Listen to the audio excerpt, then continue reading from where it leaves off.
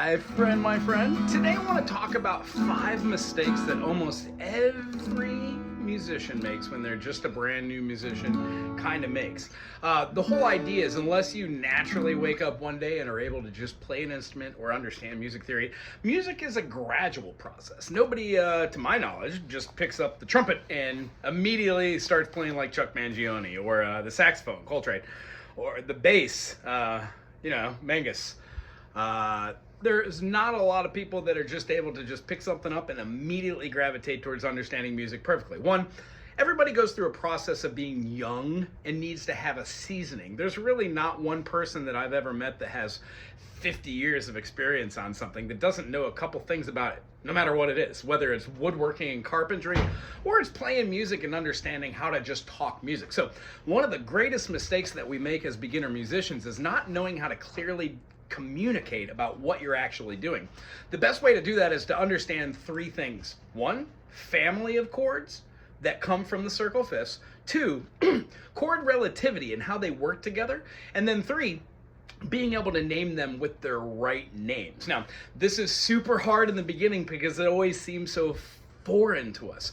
One of the coolest things we could do as illustrators of education is being able to say something along the lines of, when we play chords or triads, each one of these structures in a diatonic scale centers around 7 primary notes, meaning when we play in the key of C major, it's gonna have a C, D, E, F, G, A, and B, as in the key of C major has no sharps and flats.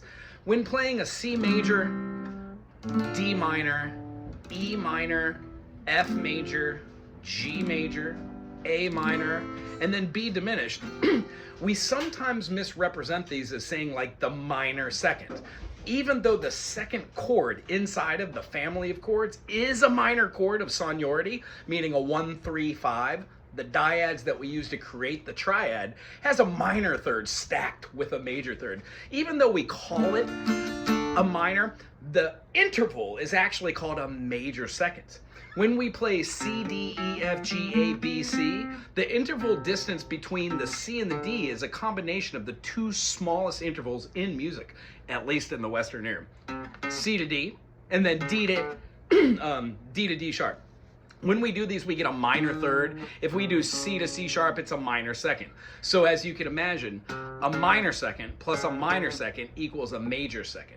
That's why when we say C to D is a whole step, and then the chord created from that would be C major to D minor, the whole idea is you are playing the major second or the major third. It just so happens both of the chords created off of those intervals are minor chords in sonority, meaning they sound a little bit like they've got some dissonance in there. Not bad, but they're not a 1, 3, 5. So that is one of the first common mistakes we make as musicians. Not clearly being able to define what a CEG is, what a DFA, EGB, playing an FAC, GBD, ACE, and then a BD F sharp.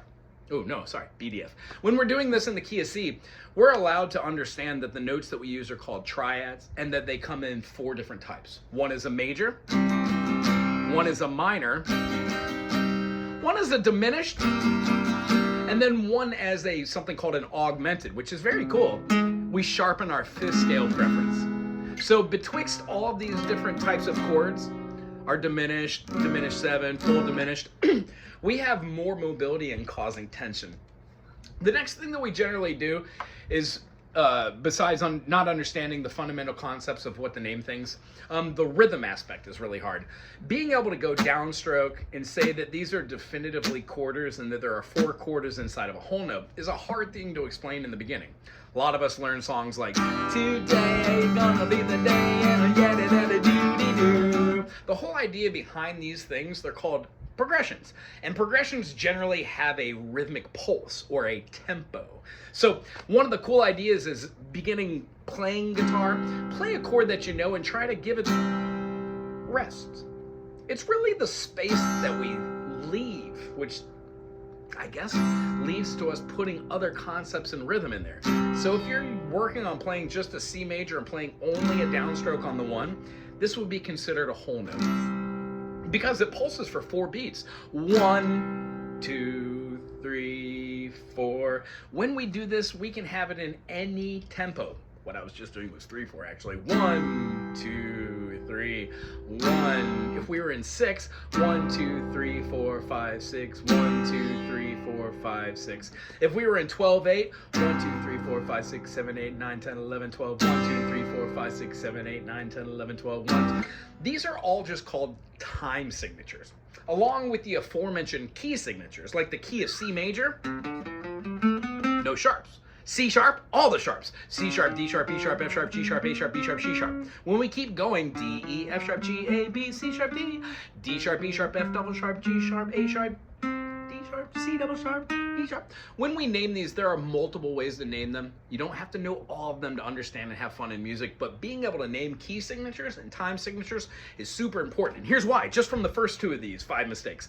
If I was playing with somebody else besides just myself and I wasn't just like noodling and diddly do it, I'm like, hey buddy guy, we're gonna be playing in the key of G. I would love to play a 1-4-5 progression, and we're gonna be playing in the time signature of 4/4. Anybody who's playing would be like, cool, what's the beats per minute? Or what is the pulse? And if you're like, how about like just like a little bit above 80, but a little bit below 90, something that's nice. A 1-4-5 in the key of G would be 1 on the G, 2 on the C, D is our 5, and back to the 1. So if we had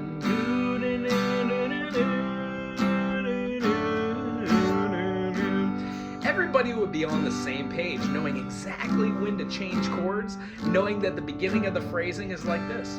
If we wanted to add a B section, I could say, hey buddy guy, friend pal, we're gonna be playing the progression of, in the time signature of, in the key of. And then being able to communicate what comes next. You can write music, you can learn music. It works for all music, whether you're studying Bach, Beethoven, Mendelssohn, Debussy, Zappa, I don't know, just every type of music. That's the fundamental idea of learning the core. So once we have our repetitive melodies understood, that they're made out of scales, that brings apart another concept that just generally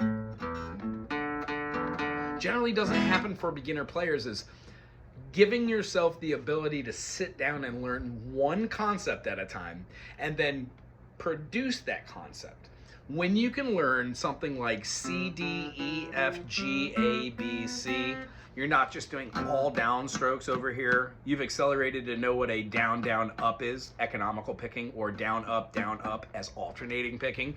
And you can play do, re, mi, fa, sol, la, ti, do in this fingering with all of your different fingerings, being able to move one note up and dropping a note. We turn this into some concept called modal theory, but the whole idea is when you get a really, really good instructor, it's not really the modal theory by going do, re, mi, fa, sol, la, ti, do, 2, 3, 4, 5, 6, 7, 1, 2, 3, 4, 5, 6, 7, 1, 3. It's about explaining that the modes are feelings that you use the half steps of. So you need to know where the whole steps and half steps are. The whole point that most people in the beginning miss out on is because everybody wants to jam and have fun and do it. But the whole idea is taking 5 minutes every day to go do, re, mi, fa, sol, la, ti, do, or 1, 2, 3, 4, 5, 6, 7, 1. Middle finger, pinky, first finger, middle finger, pinky, first finger, fourth finger, pinky, you know? Or you can say C, D, E, F, G, A, B, C. D double flat, E double flat, F flat, G double flat. You can even do hypothetical chords if you would like to. The whole point of this is, if you're a singer or if you're not, it gears you to being able to do advanced concepts in the beginning. And most beginners don't think to hum the third while playing the root. Even if you do not have a great vocabulary for words, you understand you can hum a tune. And even if you don't have perfect pitch or relative pitch, you can still make your best attempt. And I guarantee, after doing this for like a year and a half, you will get better at playing and singing. It just happens naturally. Why? Everybody's brilliant. Our computers work just fine. You just need to do it over and over and over and over and over and over and over. That's basically the third thing. Practice. Knowing how to practice the practice of practicing. Do, re, mi, fa, sol, la, ti, do is great, but being able to name C, D, E, F, G, A, B, C, G, A, B, C, D, E, F sharp, G, D, E, F sharp, G, A, B, C sharp, D, A, B, C sharp, D, E, F sharp, G sharp, A, E, F sharp, G sharp, A, B, C sharp, D sharp, B, B, C sharp, D sharp, E, F sharp, G sharp, A sharp, B, F sharp, F sharp, G sharp, A sharp, B, C sharp, D sharp, E sharp, F sharp, C sharp, D sharp, E sharp, F sharp, G sharp, A sharp, B sharp, G sharp. Being able to go through all of your sharps, or even dare I say your flats, this allows you the opportunity to be able to name the same 3 notes in a different eye. Whether you're doing C, E, G, C sharp, E sharp, G sharp, it's still the same mechanism. Viewing this thing in quadrants allows you to see that you could have a note below and above. And if you practice finger exercises, these are the things that you use when you're going to solo, whether it's pentatonically using 5 notes of the 7-note scale, or I don't know, diatonically, moving through different 2 chord structures which share a key, like in this case C major and A minor, learning all the notes like an A minor 7 or a C6 being the same chord, just having different tonality. These are advanced steps that most people want to know in the beginning but don't get, because all we really do is like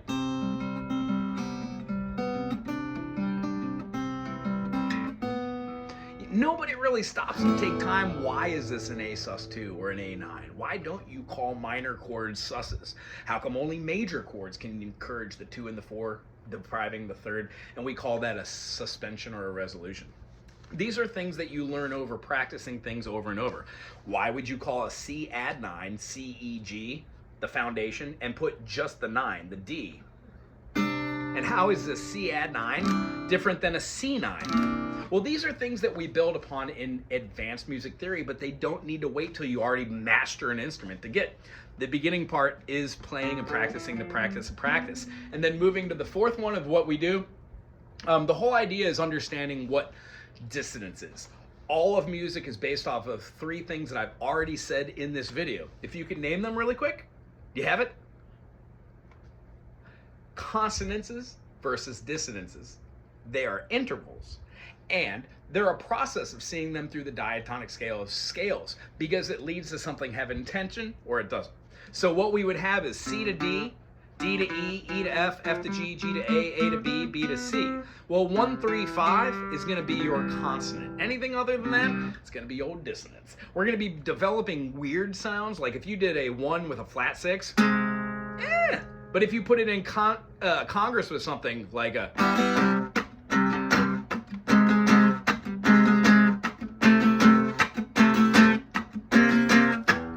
see how that works? What was a dissonance used in the right context becomes gold. So the whole idea is being able to have these melodies that you understand the fundamental concepts, learn how to practice the practice of practicing, and then work on chord construction and tonalating while you're in your own lane. That generally is while learning scales. Do, re, mi, fa, sol, la, ti, do. Quickly turning that into different ways to play the same scale and knowing your own finger patterns and how to get around and circumnavigate this thing, right? Becomes something that you do by learning 1 note at a time. If you learn 10, 15, 20, 30, 40, 80, 100 songs, you're going to learn the things that are in those songs and be able to recreate those. When you learn 200,000 songs, you most definitely are going to be able to at least recreate like 60, 70 fun concepts, which are taking, stealing, borrowing. But eventually you come up with your own ideas by splicing together patterns, and understand that most of what we've talked about here today, being able to name something using the fundamentals of music theory, having a vocabulary to say them is great. Knowing what the key signature and time signature are so you could functionally be able to play with other people's with that vocabulary. 3, knowing how to practice the practice of practicing. Yeah, it's fun to be able to do, and as we wind on down the road and get the rhythm and everything, but to dissect what this is and being able to go, oh, A minor, that looks like a C major. So why am I starting off with this and then naming them different names, working through the patterns, finding out the preferences of where notes go? It helps to know a little bit about music theory, but looking at a book, talking with your friends, playing every day, and then watching silly YouTube sites like this, or more professional ones that have like editing and stuff, is really where it's at. The hours that you clock doing this and talking with other people, engaging in stuff for your brain musically, will go so far in the long run, I guarantee. And then lastly, the thing that I want to talk about that gets most beginner players is this. Nobody knows what they're doing. Don't take one person's advice, take all of the people's advice. You can watch a guitarist play and go, oh, that person knows what they're talking about, or oh, they don't. The whole core of this is when you're watching somebody play a D like this, or a D like this, or a D like this, or a D like this, or a D like this, or a D like it doesn't matter what they're playing, it's case specific for the song. So if I wanted to do like,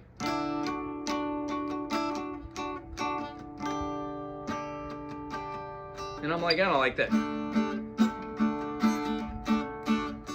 I'm like, I don't like that either. What about here we could do like, like there, that's a little more full. Being able to know where your intervals are, how to move these notes just from these basic 3, how to add other notes that are in these 7-note scales, and then aforementioned, being able to go through notes using the chromatic scale of 12 notes in the Western ear is totally awesome because you start to develop more of a mechanism for finding your own phrases, your own feeling. So the idea, the 5th one, nobody really knows what they're doing. There are certain people that know how to practice the practice of practicing. I really claim to know nothing. This whole channel is about showing what I've done and hopefully inspire somebody to be the next person to help somebody else have a breakthrough.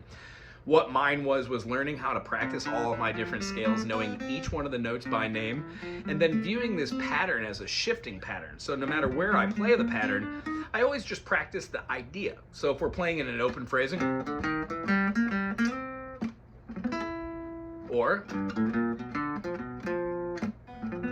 doing it in every key.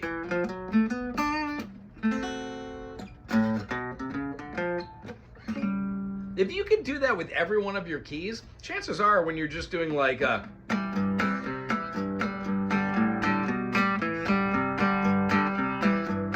you'll hear it or something along those lines. So the whole purpose of this is learn a little bit of vocabulary, have fun doing it, showing other people, because the more you teach it, the more that you understand.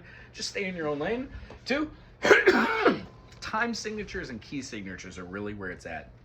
If you could start charting your own music, or at least give somebody a rough estimate of how long the song is going to be, what the tempo is, what the key is, and what the kind of genre or feel is, that goes a long way for cutting a long time off of practicing and then discussion, I guess.